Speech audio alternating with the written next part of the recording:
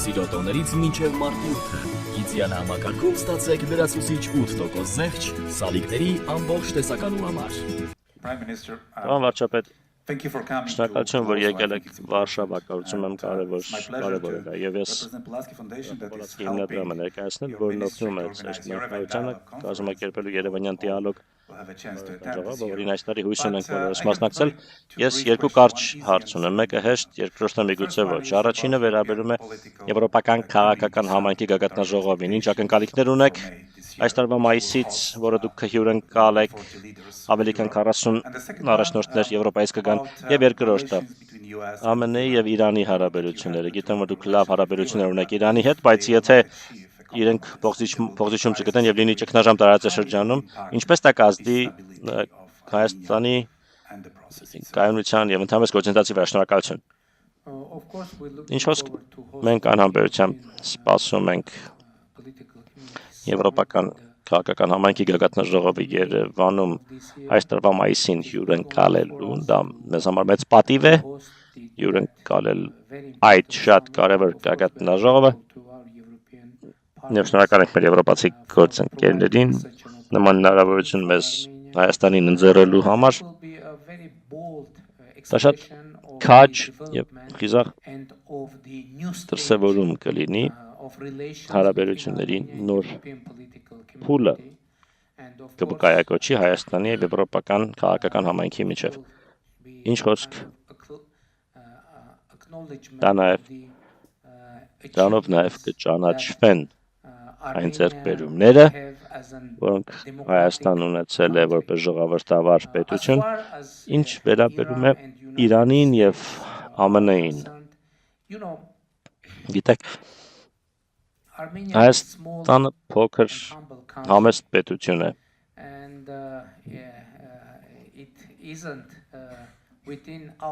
Եվ մեր կարողությունների սահմաններում չէ դատել ԱՄՆ-ի եւ Իրանի միջև հարաբերությունների մասին։ Մենք իհարկե մտահոգված ենք եւ մեր ցանկությունն է, որ հնարավորություններ լինեն իվանագիտական ճանապարհով ելք գտնելու այս իրավիճակից եւ իհարկե այս շատ փոփոխական իրավիճակում, անկայուն իրավիճակում մենք ուրախ ենք, որ կարողացել ենք կայունություն եւ խաղաղություն հաստատել մեր տարածաշրջանում եւ իհարկե ցանկացած անկայունություն, ցանկացած մարտահրավեր շատ մտահոգիչ է։ Եվ մենք հույս ունենք, որ կայուն իրավիճակ ունենանք մեր ընդլայնված այսպես տարածաշրջանում։ Ակնհայտ է, գիտեք, որ մենք չենք կարող մեծ ազդեցություն ունենալ այդ իրավիճակի վրա, ուստի մեր անելիքն է հուսալ, որ մեզ մնում է հուսալ, որ ամեն ինչ լավ կլինի եւ իհարկե եթե լինեն հնարավորություններ դրական ազդեցություն ունենալու, ապա մենք կուզեինք։ Բայց ինչպես ասել եմ, մենք փոքր պետություն ենք եւ մենք կարող ենք ընդհանրապես խրախուսել եւ միանալ դիվանագիտության ձայներին։ Միջազգային հարաբերությունների կենտրոն 30 տարի առաջ ստեղծված մտակենտրոն Լեհաստանի, շնորհավորում եմ Երևանյան երկխոսության արդիվ պատիվ ունեցա անցյալ տարի մասնակցելու։ Կցանկանայի երկու հարց, ուղղել մեկ հարցի տեսքով։ Հենց նոր ներկայացրեցիք շատ քաղաքական ծրագիր։ Իմ հասկանալով դա նաև կլինի այն ուղերձը, որով կգնաք ընտրությունների, որոնք կլինեն հունիսին շատ շուտով ձեր երկրում։ Առաջին հարցս հետևյալն է. ինչպես եք գնահատում հույզերը, մարդկանց մտածողությունը Հայաստանում, կոնկրետ այս ուղղությամբ, որն առաջարկում եք ձեր ժողովրդին եւ երկրորդը հակառակ կողմից մոտենալով, մենք գիտենք, որ անդամակցության գործընթացը շատ երկար ճանապարհ է, գործընթացի մեջ մտած երկրներ, այդ թվում Թուրքիան, կան նաև ուրիշները, բնականաբար օրինակ Ուկրաինան, Եվրոպական միությունն էլ արձագանքում է, նախապատրաստվում է, հատկապես Ուկրաինայի հետ կապված, որը շատ թեժ թեմա է, սեղանին դրված են մի քանի տարբերակներ, բայց ընդլայնման քաղաքականությունը կրկին շատ կարևոր մաս է դարձել Եվրամիության աշխատանքում։ Ինչ եք ակնկալում դուք այս ճանապարհին Հայաստանի պարագայում, եթե հաղթեք։ Շատ լավ։ Շնորհակալություն։ Գիտեք, այդ օրենքի ընդունումից հետո շատերը Հայաստանում ու Հայաստանից դուրս հարց են տալիս. երբ է Հայաստանը անդամակցելու Եվրոպական միությանը, եւ մեր տեսակետը հետեւյալն է. ինչպես ասացի, մենք այդ օրենքը եւ այդ հնարավորությունը համարում ենք շատ ուժեղ խթան Հայաստանի համար, Հայաստանը շարունակի բարեփոխումների ընթացքը, ժողովրդավարական բարեփոխումները, ժողովրդավարական կառույցների ուժեղացումը մեր երկրում, քանի որ ցանկացած պարագայում որևէ երկիր Եվրոպական միությանն անդամ դառնալու շանս չունի, եթե չի համապատասխանում եվրոպական չափանիշներին։ Ուստի առաջին հերթին մենք որդեգրել ենք ուղի շարունակելու բարեփոխումները, որպեսզի համապատասխանենք եվրոպական չափանիշներին։ Ուստի այն կետում, երբ մենք համապատասխանենք եվրոպական չափանիշներին, կլինի երկու տարբերակ։ Եվրոպական միությունը Հայաստանին ընդունի Եվրոպական միության կազմի մեջ կամ ոչ, ինչը քաղաքական որոշման, քաղաքական իրավիճակի խնդիր է։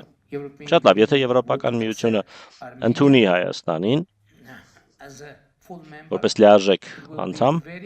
դա շատ լավ իրավիճակ կլինի Հայաստանի Հանրապետության համար։ Իսկ եթե ոչ, ցանկացած պարագայում դա կլինի լավ, որովհետև այդ պահին մենք կլինենք պետություն, որը լիովին կհամապատասխանի եվրոպական չափանիշներին։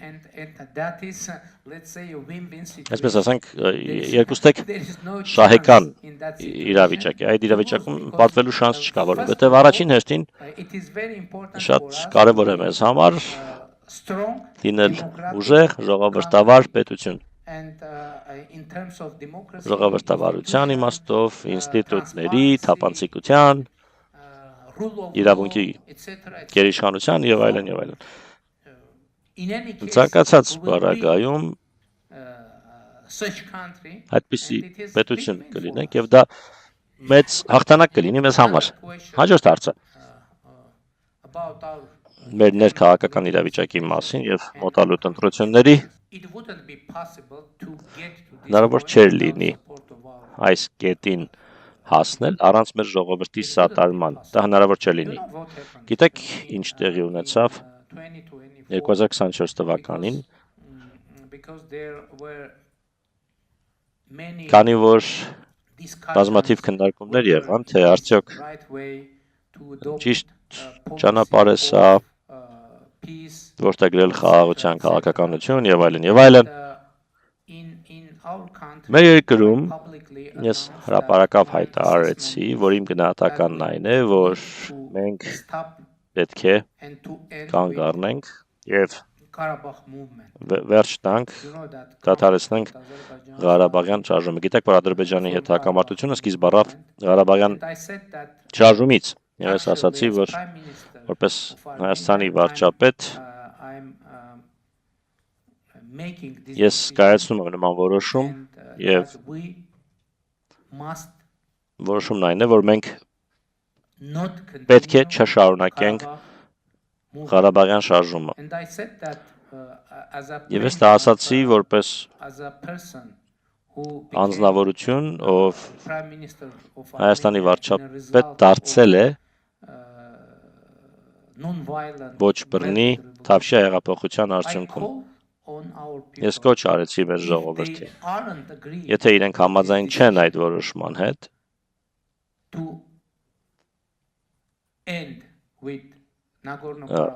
ավարտելու Լեռնային Ղարաբաղի Ղարաբաղյան շարժում, ես կոչ արեցի մեր ժողովրդին ոտքի կանգնել եւ մեր կառավարությունը հեռացնել իշխանությունից հեղափոխության միջոցով, համանման հեղափոխության միջոցով, եւ ես ենթադրում եմ, որ շատ չեն եղել վարչապետներն, ովքեր իրենց ժողովրդին կոչ են արել հեղափոխություն կազմակերպել, բայց հիմա դեռ վարչապետ եմ ես մինչ օրս, Հայաստանի Հանրապետության վարչապետն եմ, եւ ուստի Հայաստանի ժողովուրդը որոշել է հեղափոխություն չիրականացնել, եւ իմ ակնկալիքն այն է, որ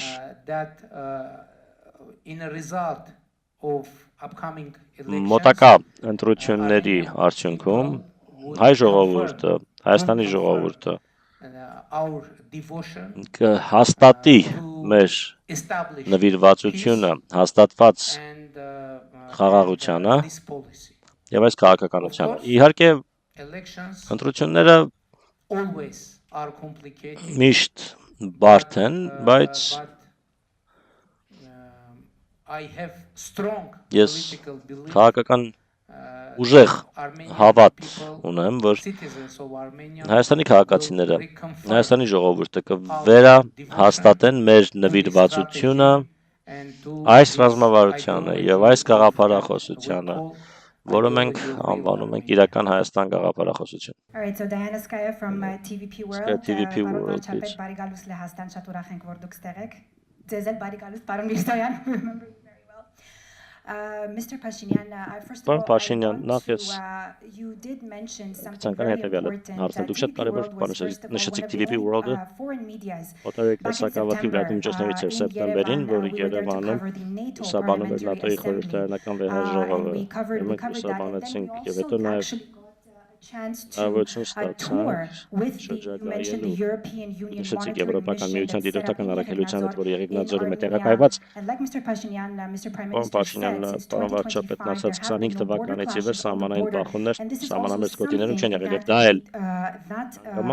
EU mission also confirmed to us when we did the patrol tour with them since 2025. And not only the mission, but we also spoke to the residents who are living along the borderlines. տարածքներում Եղեգնաձորում եւ մենք նույն պատասխանները իրենցից ենք ստացել, ներկայումս աշխատում ենք կարճ վավերագրական ռեպորտաժի վրա, նաեւ կհացազրույց պարոն Միրզոյանի հետ այնտեղ Վարշավայի անվտանգության գագաթնաժողովի ժամանակ արված երկու հարց եմ տալու, կարճ խնդրեմ, շատ կարճ։ Իրականությունը հետևյալն է, պարոն վարչապետ, ընտրություններ են սպասվում հունիսին։ Դուք նշեցիք, որ կան իհարկե դիվանագիտական հարաբերություններ Ռուսաստանի հետ, դրանք շարունակվում են, սակայն աճող մտահոգություններ կան իհարկե մի շարք հայերի շրջանում նաև Եվրոպայում, որ Ռուսաստանի դաշնությունը, ոչ միայն Ռուսաստանը, այլ նաև օտարերկրյա միջամտություն կարող է լինել ընտրություններին։ Հայաստանը ինչպես է պատրաստվում, դուք ինչպես եք պլանավորում հաղթահարել դա, եղել են արդյոք կոնկրետ քաղաքականություններ, որոնք իրագործմամբ կապահովեք արդար ազատ ընտրությունների անցկացումը Հայաստանում, ինչպես հենց նոր ասացիք դուք ասացիք, ես հիշում եմ այդ տեսանյութերը, դուք եք ասել, եթե կային մարդիկ, ովքեր խնդիր ունեին ձեր շարժման հետ, ձեր կոչի հետ, իրենք ձայնը կբարձրաձայնեին, բայց դուք դեռ մինչև հիմա Հայաստանի վարչապետն եք։ Ինչպես ասացի, Հայաստանը ժողովրդավարական պետություն է։ Մեր ժողովուրդը հնարավորություններ կունենա ժողովրդավար ճանապարհով որոշելու մեր երկրի ապագան։ Իհարկե, բազմաթիվ ռիսկեր կան։ Ես գիտեմ, որ ասեկոսներ կան, պնդումներ եւ այլն, որոշակի գործելակերպեր, կահառելի ապատեղեկատվություն, որին մենք հիմա բախվում ենք, բայց մյուս կողմից ինչպես վարվել։ Ինձ համար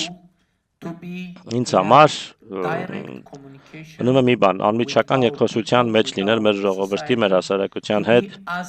հնարավորինս թափանցիկ լինել, հնարավորինս ազնիվ, անկեղծ լինել, անմիջական խոսել, ցանկացած քաղաքական գործչի համար դա շատ կարևոր է, երևի ամենակարևոր բանն է հնարավորինս համոզիչ լինել։ Եթե հաջողության հասնենք, իսկ ես համոզված եմ, որ մենք հաջողության կհասնենք։ Սևապոլակ է, Կասմի Պոլասկի նդրանից եմ։ Պարոն վարչապետ, միջազգային գործընկերությունների բազմազանեցումը լայն ոգևորիչ ռազմավարական տեղաշարժի մասին է խոսում, այդ համատեքստում ձեզ կուզեի հարցնել, թե ինչ հիմնական զարգացման կերակայություններ եք տեսնում Հայաստանի համար մոտակա տարիներին եւ ինչ հնարավոր դեր եք նախատեսում լեհական կառույցների, ինստիտուտների, գործընկերների, լեհական քաղաքասարակության համար, ավելին Հայաստանի տեսանկյունից Լեհաստանի վերափոխման որ օրինակները կարող են հատկապես վերաբերելի լինել ձեզ համար եւ ոգեշնչ աղբյուր Հայաստանի ճանապարհին։ Շնորհակալություն։ Ինչ խոսք, մենք ահռելի հարգանք ենք տածում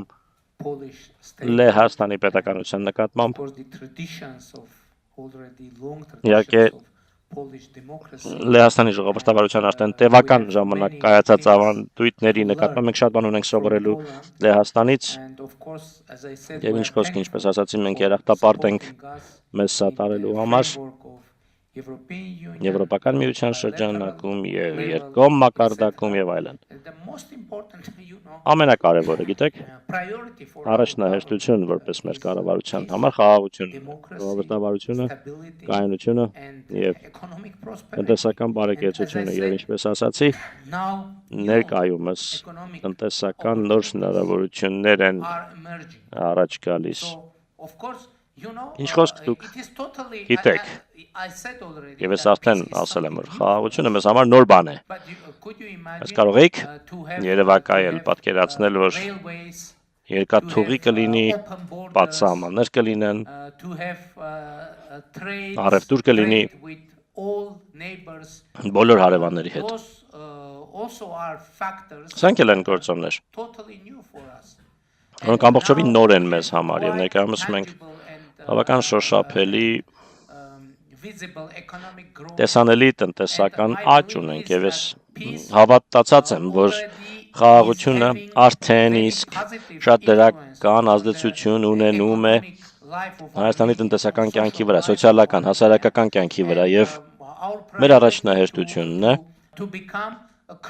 դառնալ խաղաղության խաչմերուկ։ Այնինչ ես նկարագրեցի, այնինչ տեղի է ունենում հիմա Հայաստանում, ես սովորաբար ինչ եմ ասում, ինչ է հիմա Հայաստանում տեղի ունենում, Հայաստանը եզրագծից մոտենում է կենտրոնին, երկի առանց ֆիզիկապես շարժվելու, Հայաստանը մնում է նույն տեղում, որում եղել ենք նախկինում էլ, բայց հիմա մենք եզրերից մոտենում ենք կենտրոնին, շարժվում ենք դեպի կենտրոն, եւ դա միայն Հայաստանի մասին չէ, դա նաեւ եւ ամբողջովին նոր իրավիճակ է ողջ տարածաշրջանի համար, եւ սա հնարավորություններ է ստեղծում մեզ համար, որ միմյանց Հայաստանը եւ հարևան երկրները միմյանց ընկալենք նոր տեսանկյունից։ Ես ասացի, որ հնարավոր չէ թշնամանքի կոճակը միանգամից այսպես անջատել, բայց իհարկե գործընթացը սկիզբ է առել։ Ես հավատացած եմ, որ ես համոզված եմ, որ մեր տարածաշրջանում միմյանց մասին պատկերացումները կփոխվեն դեպի լավը եւ անկեղծ ասած դա մեր քաղաքական առաքելության մասն է եւ ես հավատացած եմ, որ մենք ուժեղ կամք ունենք, որպեսզի այդ առաքելությունը իրագործենք եւ իմ զգացողությունն այն է, որ կա վճռականություն ապահովելու արդյունք։ Ոչ միայն Հայաստանում կա, այլ նաև Ադրբեջանում կա։ Քանի որ տեսեք, Ադրբեջանը հոկտեմբերին հայտարարեց, որ բոլոր խոչընդոտները վերացնում է դեպի Հայաստան երկաթուղային տարանցման համար, դա իրական փոփոխություն էր, խաղը փոխվեց։ Իրավիճակը փոխվեց, ինչպես ասացի, մեր անկախությունից ի վեր նույնիսկ մեկ գնացք չի եկել Հայաստան-Ադրբեջանի տարածքով։ Իսկ այժմ դա տեղի է ունենում երևի ամեն շաբաթ, ինչը իրական փոփոխություն է Հայաստանի կյանքում, մեր տնտեսության համար, մեր տարածաշրջանի կյանքում եւ իհարկե դա ուժեղացնում է